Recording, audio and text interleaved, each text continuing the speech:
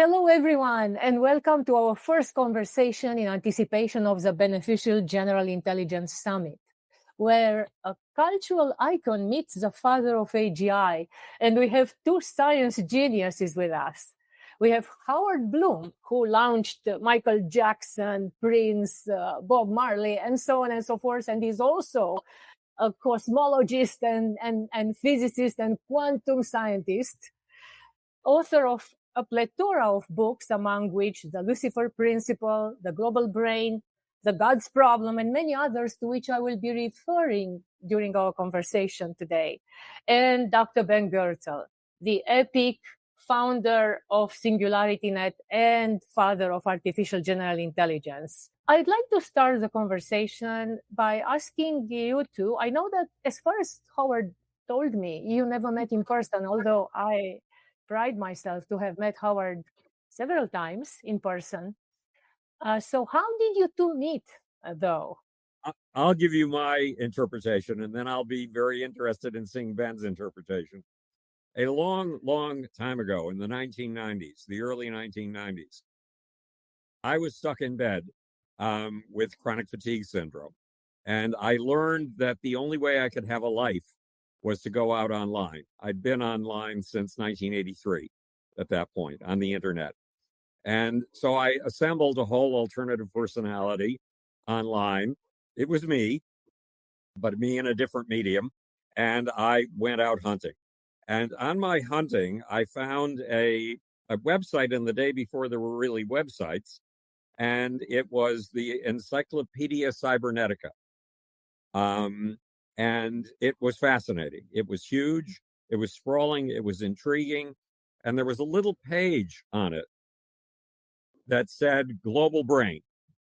And on that page, several people were having a discussion about who is this phony Howard Bloom. And they were concluding that this phony Howard Bloom had no academic credentials and hence had to be totally bogus. And at that point, I was working on a book called Global Brain. So Global Brain was a topic of great interest to me. And I intruded into the conversation. It wasn't necessarily a place where I belonged, and introduced myself to the best of my limited abilities. And it made a big impression on me. Later in life, the man who ran the Encyclopedia Cybernetica, Wolfgang Hofkircher, would invite me around 2014 to speak in Vienna at an information science summit. I spoke there twice. And he would become, he's on the honorary advisory board of the Howard Bloom Institute. So obviously Wolfgang changed his opinion of me somewhere along the line. And Ben, in the meanwhile, Ben was slowly rising as a legend. And you could feel the power of that legend grow over the course of time. And then another friend, Are You Serious, otherwise known as Ken Goffman, approached me a year ago to do an interview. So we did a long, long interview, and he sent me a transcript that some AI had created, and it was wonky. And it took me a week to edit it, an entire work week. But meanwhile, he was muttering something about mindplex, and it was not a word I'd heard before. And it turned out that he was putting this piece together for, guess who? Ben Goertzel. So Ben has been there on the fringes of my life ever since sometime in the 1990s. So Ben, what's your interpretation? Ben, because I know that Ben loves you, and I wonder, how can he love you from the fringes? But maybe like all of us. Go ahead, Ben. Yeah, there were two phases of our sort of intersection with each other. And the first, as Howard says, was when the notion of the global brain was sort of first getting some traction. I mean, the concept of a global brain in some form, of course, has been around for a long time, depending on how you measure it. I mean, it could go back centuries or millennia. At least goes back to like Teilhard de Chardin and the Omega Point and all this stuff. But I would say once the internet was there and the web started to spread in the late 90s, then a lot more people started to take the idea of like a global cognitive information self-organizing nexus more seriously, right? And so I was talking to Francis Heiligen about this, who founded what was later to be called the Global Brain Institute at the Free University of Brussels, and we have a couple of his PhD students working with me now on my various AI projects. And what Valentin Tershин, who was the founder of one of the main founders of Russian AI, and he had touched on global brain-related ideas in his book *The Phenomenon of Science*, published in Soviet Russia in the late '60s. So it was Turchin and Cliff Dosslin, who's now at Pacific Northwest National Labs, Francis Heiligen. We were all sort of trying to curate the concept of the global brain into something that was coherent and scientific, while also capturing the sort of cosmic, almost spiritual notions that the concept had been presented with. And yeah, Howard had a book on the global brain, which was a little bit different in particular focus, but I mean the thematic was similar, right? And at some point, not that long after that, I started working with Humanity Plus, which is a nonprofit that was first called the World Transhumanist Association, and Nick Bostrom was up running it at the time. I mean, Nick and I were sitting there rewriting the bylaws of the organization, and then we had a magazine, H Plus, from the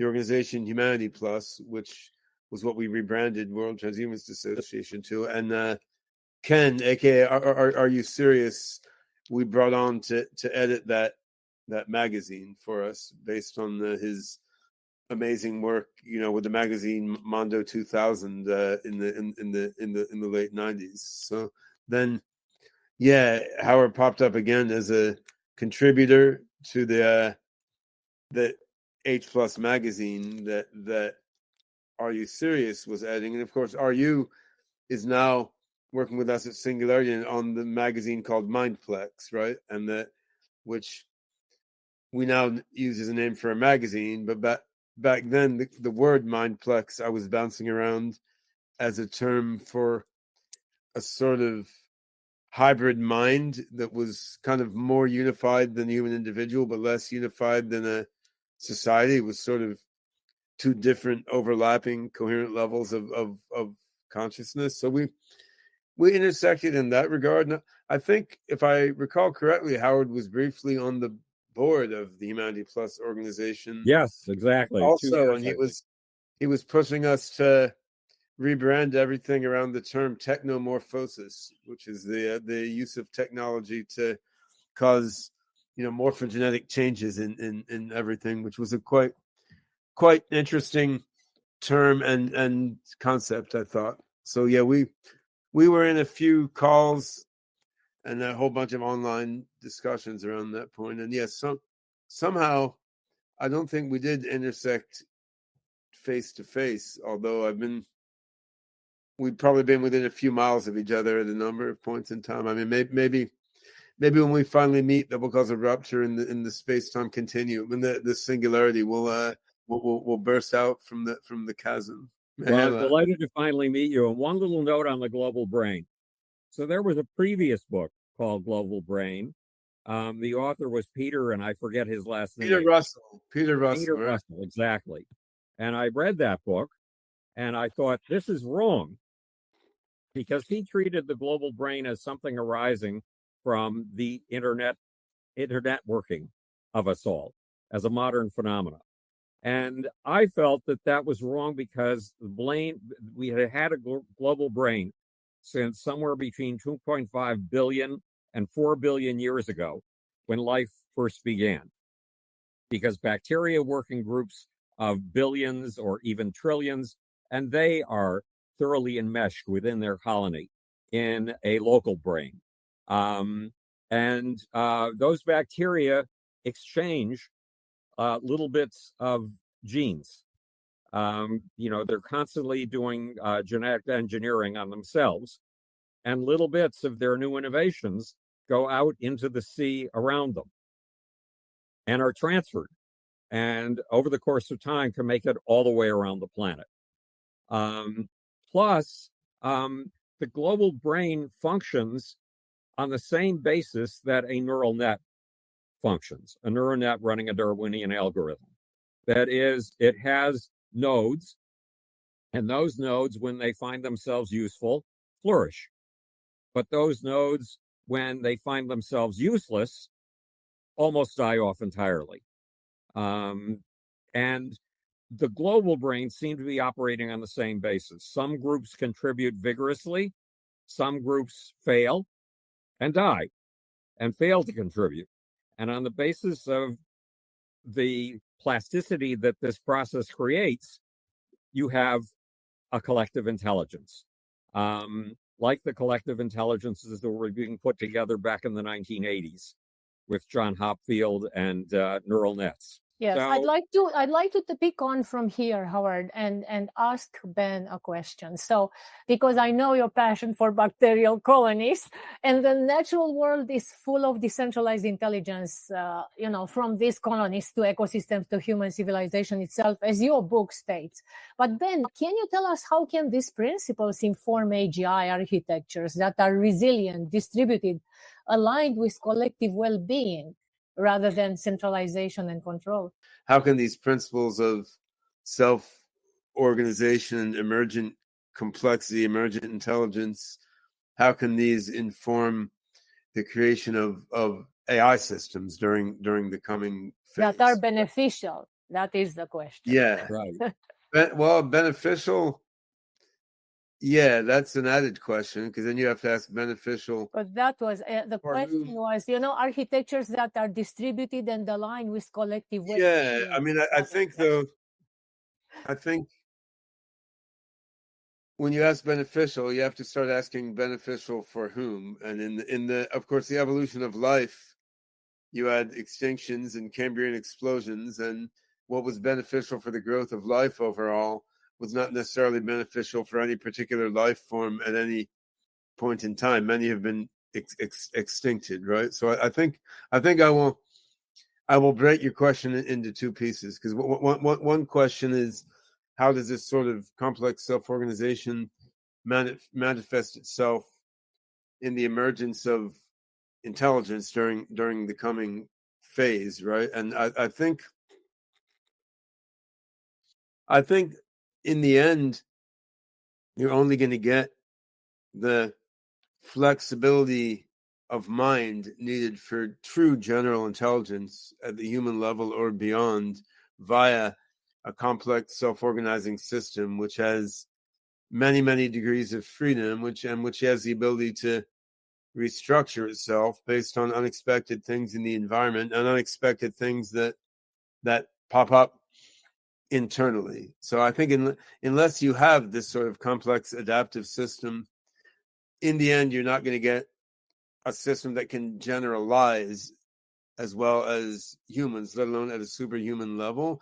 You may get systems that can do a lot of really smart, useful things like current LLMs, which can be very cool systems, right? But I don't think you will get systems that can really spawn a singularity or something and be able to lead us in unprecedented new directions. And I mean, the good news is, while it's not the direction that big tech is mostly pushing, I mean, the world as a whole is developing beautiful infrastructures for complex self-organizing systems. I mean, we have the internet, which is itself a complex self-organizing system. We have blockchains. We have the whole open source software community. You have this whole trend toward agentic AI now, which is a bunch of little AI agents running on the internet, communicating with each other in often not well charted out ways. So I think we certainly have these complex self-organizing networks of software agents rising and crystallizing together around us right now, even though in parallel to that, you have big tech companies and big governments trying to create more stilted and limited forms of intelligence that are more closely bound to their their training data, and that will more tightly obey the goals that are imposed on them, right? And that's more about this complex self-organization, and I think there's a sort of meta evolution going on there because of the many attempts to make AGI. In the end, the only ones that will succeed at getting to AGI are the ones that have this sort of complex self-organizing emergence associated with them. Like there's no other trick to get to general intelligence. I mean, there may be various tricks to get to that on the mechanical level. Now, whether this complex self-organizing emergent intelligence will be beneficial from the perspective of us as humans is a quite different question. And if you look at what's happened in evolutionary history on Earth, I mean, how beneficial was it to the dinosaurs or to the single-celled organisms, before the Permian extinction and Cambrian explosion, right? Because, I mean, nature isn't exactly just red in tooth and claw. Like there's ecology alongside competition, but still, like empirically, the history of complex self-organizing evolutionary emergence on Earth has not always been kindly to all the beautiful life forms that have arisen. 99% of all the organisms that have ever existed, of all the species that have That's right. So I think actually by wanting to foster complex self-organizing emergence that goes beyond its history and grows in amazing new directions, but wanting to do that in a way that largely respects our own value system and well-being as it progresses. I mean, this is asking to do something new, which is quite different than what nature has tended to do. And if we can pull it off, it will actually be by a sort of subtle mix of complex self-organizing emergence and purposeful engineering design, right? And what we're doing now is a mix, right? But I think getting this new emergent crystallizing mind to give a shit about our values actually requires some careful engineering as well as a dedication to self-organization and open-hearted compassionate approach and so forth. And I mean, for this reason, some folks are quite frightened of the open-endedness that is actually necessary to get general intelligence. And I mean, it's always scary taking a leap into the unknown, right? But that's can I just interject here with a question? And this is regarding our values, because the idea of a global brain suggests that intelligence is networked and self-improving. And on the other side, tribalism has historically shaped human evolution. Do you think that AI, AGI, however you call it, can help us transcend it? Or will it reinforce tribalistic patterns in new forms? So, I think we have to revisit also our values and which are they and which are values for human flourishing.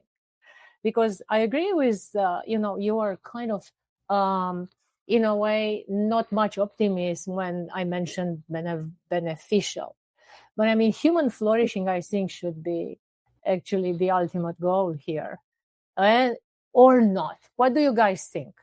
That's a very good question. Well, the problem here is that conflict and conflict to the death has been built into us since the first approximately 400,000 years after the Big Bang is when it began.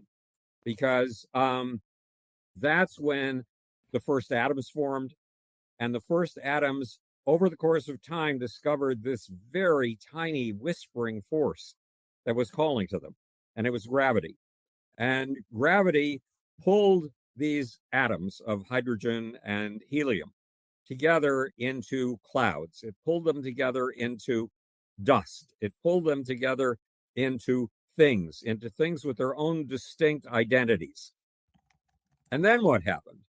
I call it the era of the Great Gravity Crusades, because these clumps, these wafts of gas competed with each other.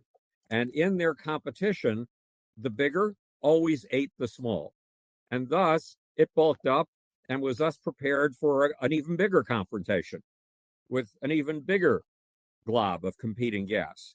And this era of the Great Gravity Crusades led to the formation of galaxies, stars, planets, and moons. So conflict to the death, nature doesn't give a damn about the forever continuation of individual identities. What nature cares about is nature and complexifying herself.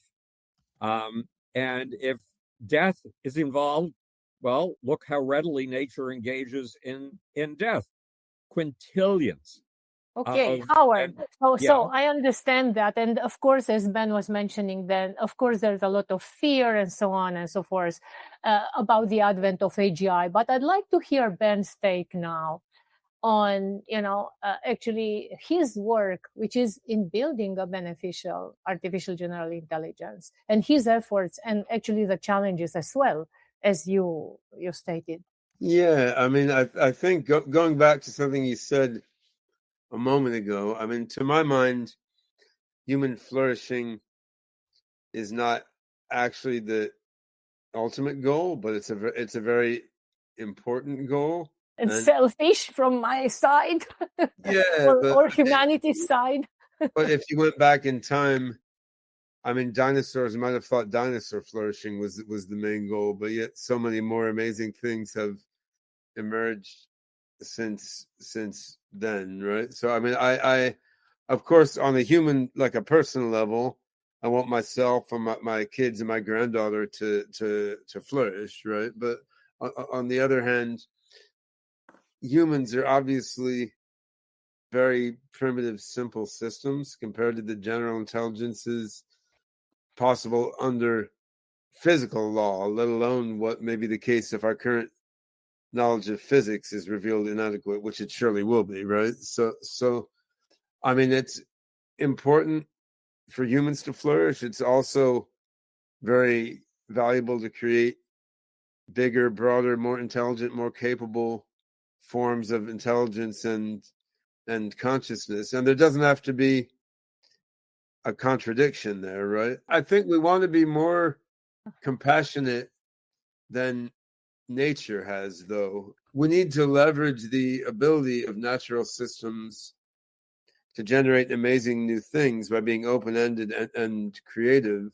And yet we want to inject more compassion into this process than nature itself has traditionally had, right? And that's, but I don't think you get there by tightly constraining things and saying, like, we're going to put so many guardrails in our system, it could never ever do anything harmful, right? Because once you do that, you're going to constrain all the intelligence out of the system. And I think it's a well-worn metaphor, but still a reasonable one. I mean, the metaphor of raising human children is somewhat apropos. I mean, if you make so many rules and regulations on your kids that they can't go out and like explore the world at all or pursue their own interests at all, I mean, in a big complex world, they're not going to make the best of themselves, right? That they're going to wind up very limited sorts of individuals. On the other hand,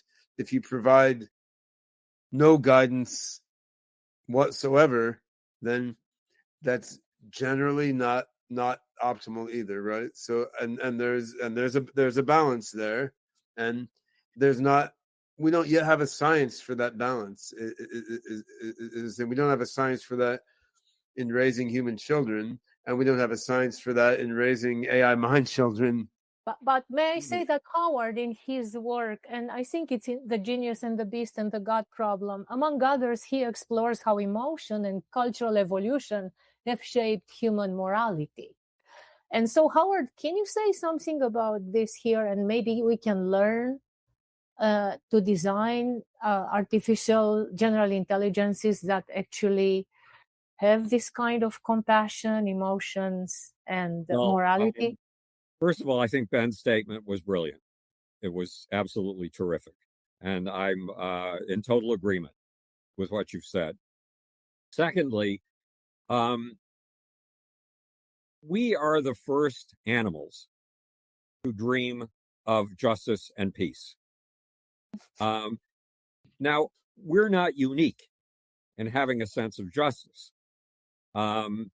Chimpanzees have a sense of justice. When a chimpanzee going for the alpha position finally deposes his rival and takes over as the alpha male, he has to suddenly switch his whole form of behavior, because up until now he's risen to alpha male by currying favor with a group of bullies like him. He's been the chief bully. And now, instead of favoring his bully friends, he has to uplift the poor and the oppressed. If he doesn't start stepping in when some poor innocent chimp is being mauled by bigger chimps and stop the mauling, then the females in the group, who really have the ultimate say, will toss him out of power and replace him with somebody else. That's a sense of justice. When you hand two monkeys of any kind, primates of any kind, in a lab, you get them accustomed to turning in a stone and paying with that stone for a grape. And the two of them are both used, and they're within eyeshot of each other. And the two of them are both used to getting a grape. And then one day, when one of the monkeys turns in her stone to get a grape, she gets a grape. But the other monkey turns in her stone and only gets a cucumber. The monkey that only gets a cucumber becomes furious and throws the cucumber across the room because her sense of fairness has been violated. So these elements are there in our animal ancestors of justice. But only humans have been able to articulate a dream of peace and justice. Where does that mean that comes from? If we have been articulating that dream for anywhere from 2,500 to God knows how many, 40,000, 120,000 years or more. Nature has put it in us. Somehow it has evolved in us. It is a product of nature.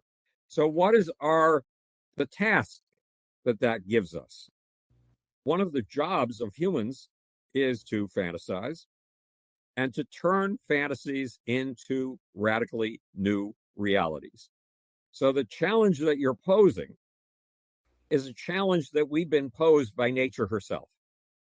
And it's up to us to meet it. Ben, by coming up with a beneficial artificial intelligence, is trying to reify, to instantiate, to make real that goal, which is terrific. And I in have your cosmoerotic universe, Howard, you actually postulate that the universe is love. From the title, it's clear, right? So it has put that sense of justice in us, but it's also a universal thing, from what I understand, but the book is yet to come. Right. So, well, this is the case of the sexual cosmos. Everything you know about nature is wrong. And love is not really in there. My publisher is Mark Gaffney. And Mark Gaffney writes about the cosmo-erotic universe. I wouldn't quite go so far.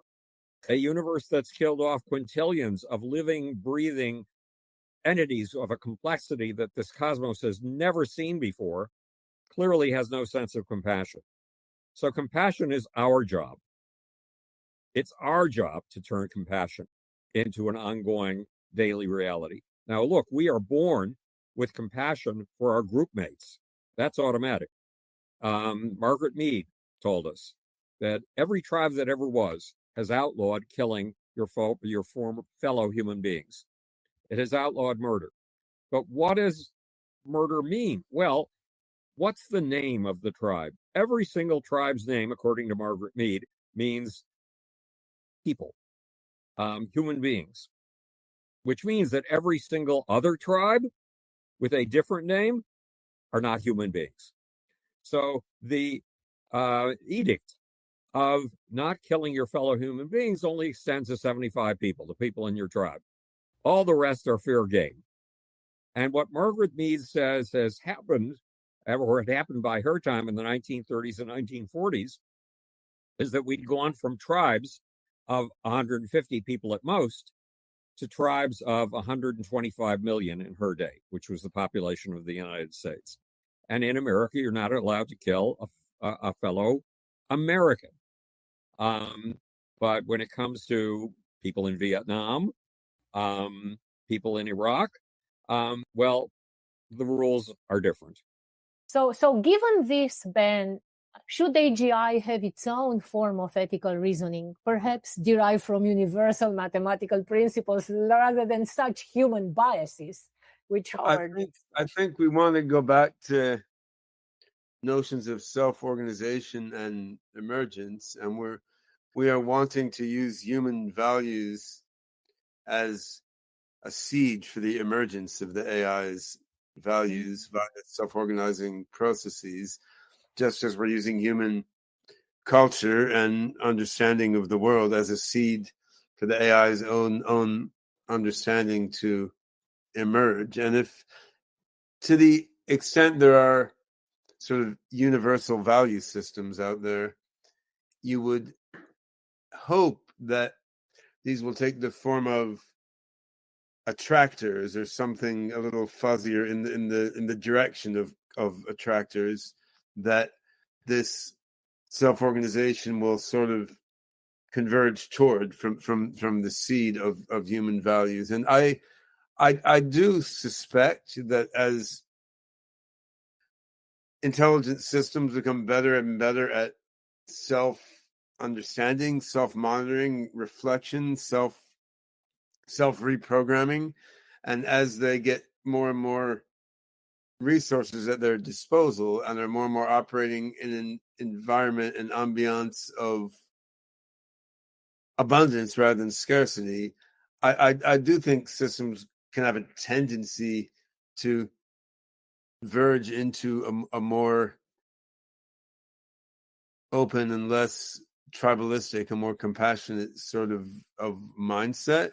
But I wouldn't say it's guaranteed. There could be multiple attractors, right? I mean, my son Zarathustra he's 35 now or something. He did a PhD in machine learning applied to automated theorem proving, and he spent the last year doing a postdoc, which he's just wrapped up, doing logical formalizations of different ethical theories. But one of the conclusions he came to, which is tentative, but he has some math reasons for it, is he thinks selfishness and sort of pure, the caricature of Ayn Randian selfishness, say, is a sort of attractor among value systems, and compassion and love for all beings in some sense, which can have many different forms, but that's another sort of attractor among value systems. And they may not be the only ones, but if it's the case that there are sort of some broad value systems that are attractors that self-organizing value systems tend to converge into, then the goal is the seed AGI. You want to put it in the attractor basin of the compassionate value system attractor rather than the Ayn Randian value system attractor, right? And that's not to say that we want to copy the human value system into the AGI. It's to say you want to take the right flavors of human value system, put them into the AGI, so that will be the seed of an AGI value system that self-organizes into a nice, like, transhuman, higher dimensional value attractor, right? So this is sort of how Czar started looking at it after spending a year digging into logical formalizations of different ethics theories. And and this goes hand in hand with the Genius of the Beast, in which Howard describes capitalism as an evolving system of energy and innovation, and I think this is where our attractor has to put its gravitas, if I may call it this way. So how do you, Ben, see AGI contributing to a future economy that is post-scarcity, regenerative and equitable, rather than the exploitative version which our capitalism has today? Well, certainly, once you have an AGI at the human level, you will shortly thereafter have an AGI at the transhuman, superhuman level. And at that point, you have the ability to obsolete the human economy as such. Okay. Well, you have absolute human stupidity as well, but in terms of economy, I mean, a superhuman machine will be able to turn matter into various different forms with much more flexibility and less energy cost than we are incurring. So then that would mean if the superhuman machine is beneficially disposed toward humans, it will be very easy. It will be very easy for it to supply us with all the goodies that we want, right? So that What's we your can. take, Howard, on this? Well, first of all, we have to understand that this is not the cosmos that we think it is. That this is a driven cosmos. This is an ambitious cosmos. And to put it in Stuart Kauffman terms, this is a cosmos that's a search engine, constantly hunting for the next possibilities in possibility space, constantly feeling out the future to find those elements that it wants to make the agent present. possible. Yeah. Right. And constantly pursuing the impossible.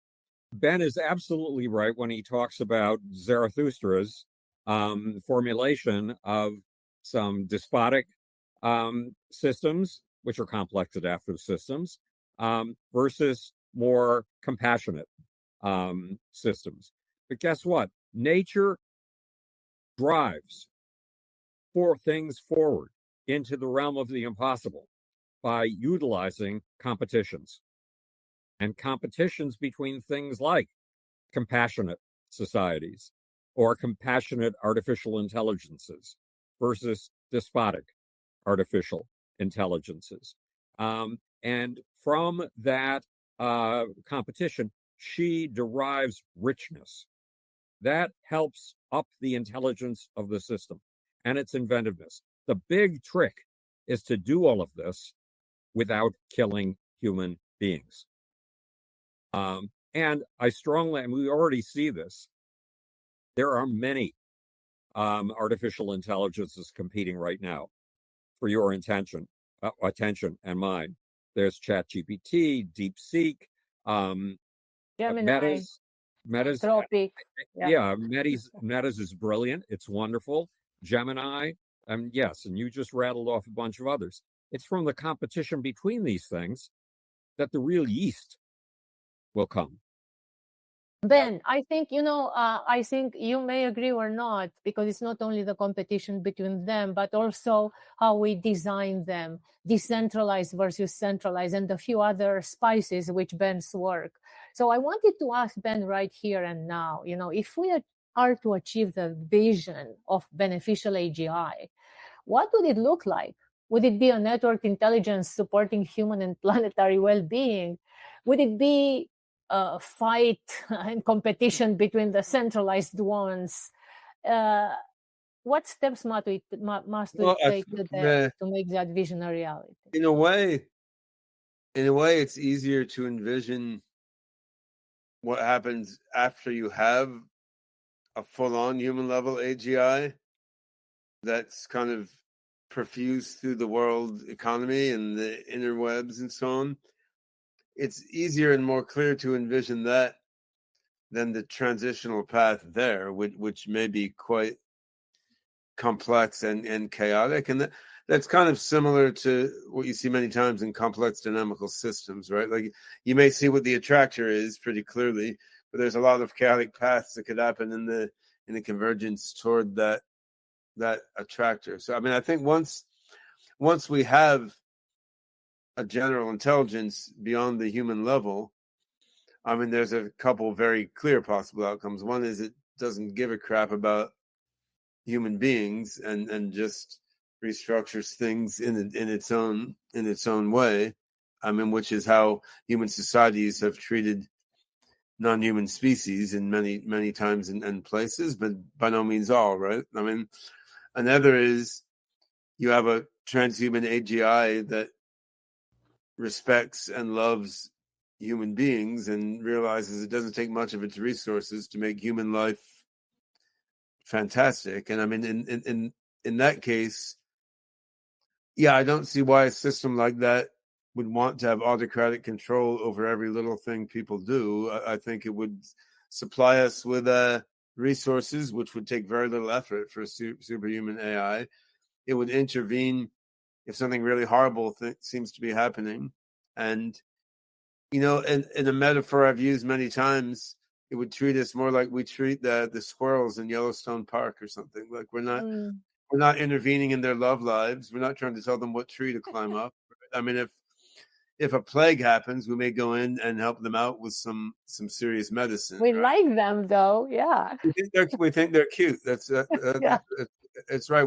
We also want to keep them in the park, though we don't necessarily want them to go in our living room and eat all the food from our cupboard, right? But on the other hand, that's not a very heavy-handed imposition on their life, because there's a lot of woods for them to run around in, right? So I think that's a very likely sort of outcome. And a difference from that metaphor, of course, is we don't give squirrels an uplifting machine they can jump in to become human level intelligences.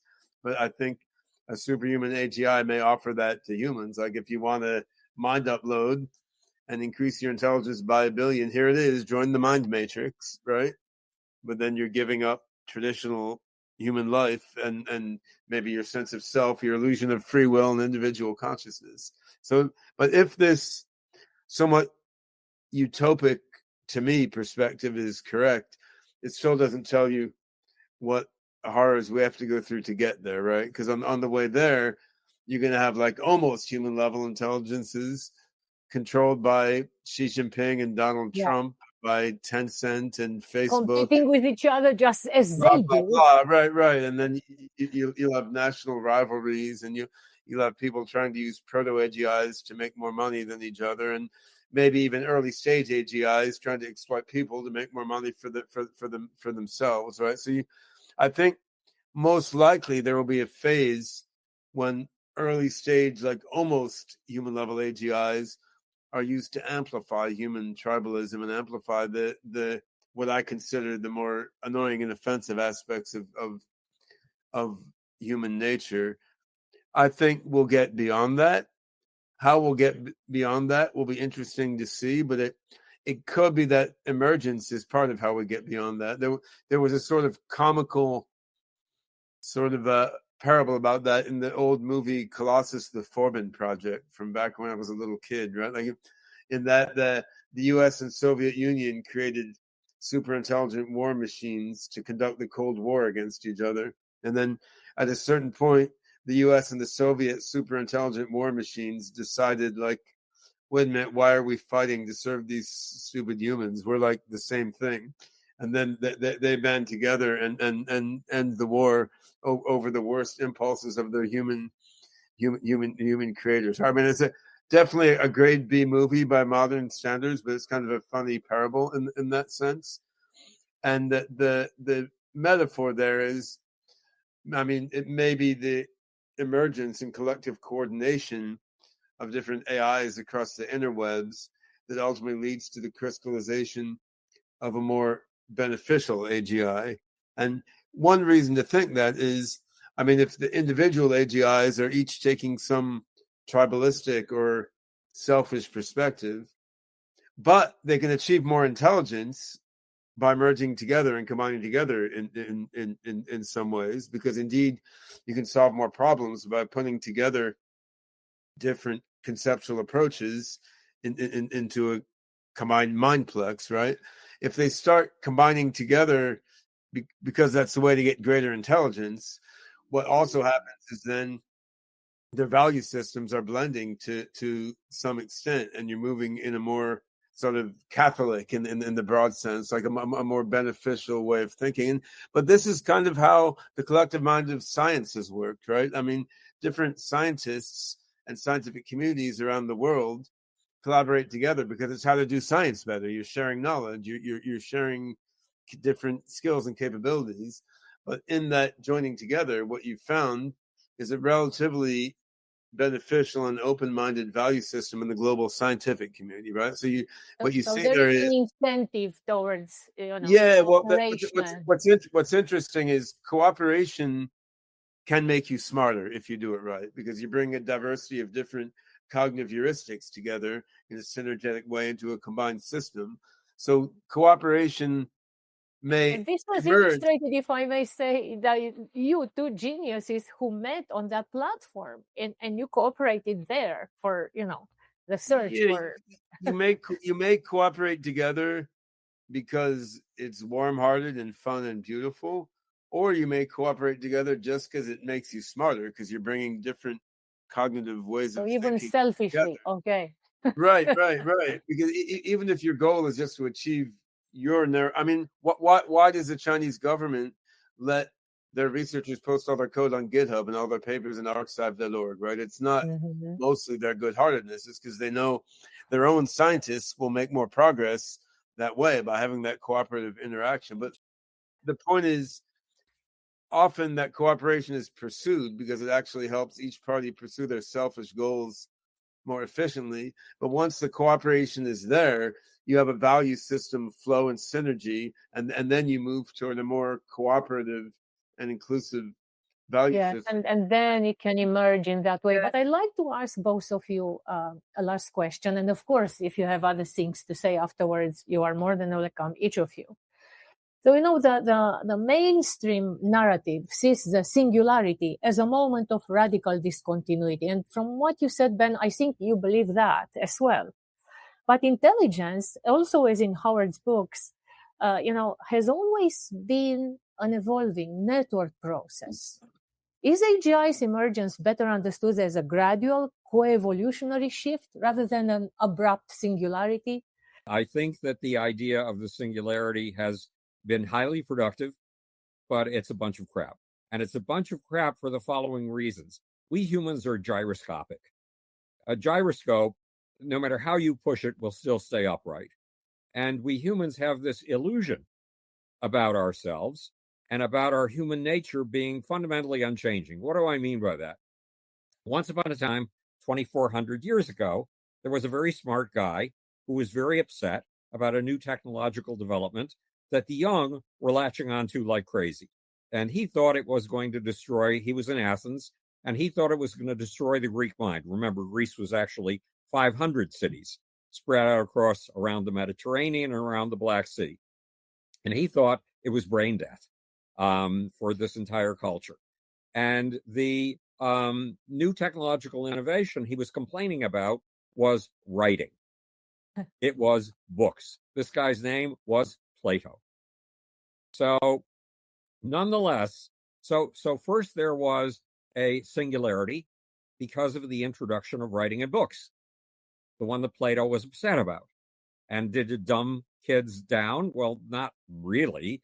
100 years later, they could build a library at Alexandria with 10,000 books. And if you were a scholar with the extra money to be able to go there, you could consult hundreds and hundreds of books instead of being confined to the 2 books that Greek children had been forced to memorize from the first word to the last, the Iliad and the Odyssey. Clear. And then in this regard, Howard, I can see that you are positing that every such leap, like the cell phone, the mobile phone is one of them, one of the latest. Yes, exactly. Okay. And that this AI singularity is just one more of them. But I would like wait, I want to say one more thing, and that is when we read Plato today, he reads as if he's talking directly from his mind to yours.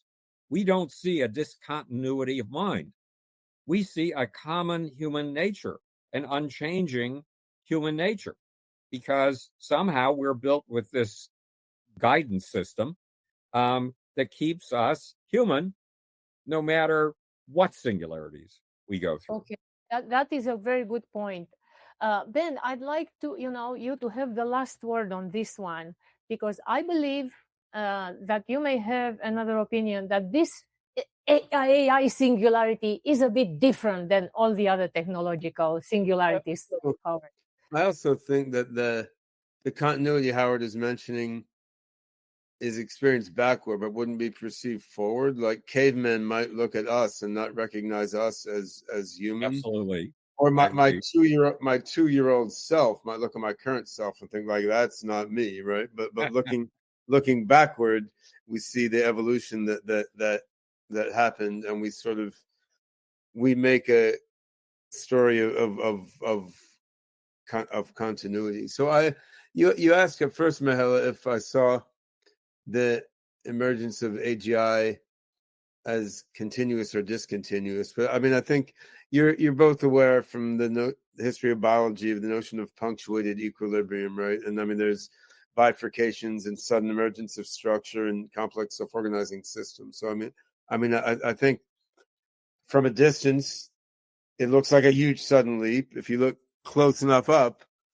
I mean, it looks gradual, but that's just like the transition of water from liquid to boiling, right? I mean, from a distance, it's still, then it's boiling. But if you're looking at each bubble pop up, I mean, it's a bunch of little continuous actions happening as each bubble forms and then bursts. So, I mean, I think right now, in the big picture, we're kind of in the middle of this singularity. Not the most intensive part, but I mean, we're as we see AI systems achieve amazing new functions, every few months or something, right? I mean, this is way different than in previous parts of our lives, right? So I mean, we're already pretty close and starting to experience this exponential unfolding of new capabilities.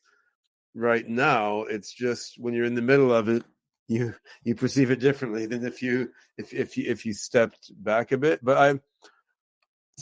I think there's a lot in common with this punctuation of the equilibrium we're experiencing now and previous changes in biological history and even pre-biological history in the evolution of the universe. I mean, there's a lot of commonality, but there's also a big difference, right? I mean, in the same way you could say the origin of life had a lot in common with earlier transitions in the history of the universe, like the crystallization of solid matter out of earlier energy and so forth, right? But still, the origin of life had its own special characteristics, right? So, I mean, now this is the first transition in which one complex form of organized matter and energy is engineering in substantial part the next one to come out of it, right? And this was Howard's notion of technomorphosis, right? I mean, we had morphosis before, we had forms morphing into different forms, but we didn't have it through a technology before. And that means that the self-organizing emerging dynamics are happening coupled together with logical reason, engineering, and explicit planning. And that as far as we know, that hasn't happened before since the Big Bang in this universe. I mean, it may have happened off somewhere else in some other star system or galaxy, and we haven't seen it, right? But I think that does give it different characteristics, and among other things, it gives the potential for different sorts of continuity. Like, it means humans don't have to go the way of the dinosaurs. Actually, it means we can engineer some route whereby the value systems of the previous stage of development, aka us, are persisted in some moderately continuous way into the next stage of intelligence. And the ability to engineer is a little bit different, and that partly has to do with the time frame, right? Like the transition from Stone Age, like Paleo society, to agricultural society was slow enough that nobody can engineer it, right? Like, because it went way beyond an individual lifespan. And I mean, now what's happening is fast enough. We can at least try to engineer and channel the self-organization in a purposeful and rational way. And I think that is a difference. But I promised you I'd keep each of my answers to less than 45 minutes. So I'm gonna... Yes, I was trying then. Yes, I agree. So thank you. I really appreciate, and because now with both you and Howard here, and you are both geniuses, it's hard to steer the boat. However, we did excellent. And if I may say in closing, from what I heard in this conversation, the jury is still out on the beneficial aspect. And that we are all there is, as Howard says, and his work exemplifies so magisterially. that really we are bad and good and Lucifer and God and everything that can be envisioned. However, what will we choose? And will it be our choice? Maybe even not our choice, but the choice of what comes after us, which we are engineering now. And I really have high hopes that we will engineer it in the best possible way for the future. Right. If you, I would like to thank both of you. If you have some, last words of wisdom, please spit them out now. Otherwise, well, I'd like to say one little thing. Remember, nature is a search engine, constantly probing into the impossible and yanking things from that realm of the impossible into the real, into the present. And all of this multiplicity of AIs that Ben is talking about, all of he's that, building. yeah, and all of that is providing the universe herself, the cosmos herself, with new capabilities, new ways of doing that exploration, of reaching out into the unknown and the future and yanking impossible things into the present. Ben, I don't see a better closing for this, and thank you for all the work you do. I look forward to the conference and to the future and next conversations until then. Thank you all. Have a great night.